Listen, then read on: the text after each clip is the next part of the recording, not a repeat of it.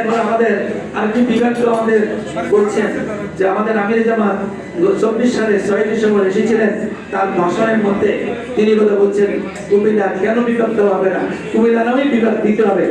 আমরা আশা করেছিলাম আমাদের মাননীয় প্রধান উপদেষ্টা কুমিল্লা বিভাগটা দিচ্ছেন এজেন্ডা উঠছে, এইটাই অনেক কথা শুনলাম, আমরা হতাশ হলাম, আমরা পেলাম না যে বর্তমান উপদেষ্টা আমাদেরকে কুমিল্লা বিভাগটা ঘোষণা করতে পারলেন না। তা আমাদের কথা হচ্ছে আমরা যদি নির্বাচিত হই প্রথম মাসের মধ্যে আমরা কুমিল্লা নামে বিভাগ আদায় করবো ইনশাআল্লাহ। কুমিল্লা নামে বিভাগ হইতে হবে, এইটা আমাদের প্রধান কাজ করতে হবে।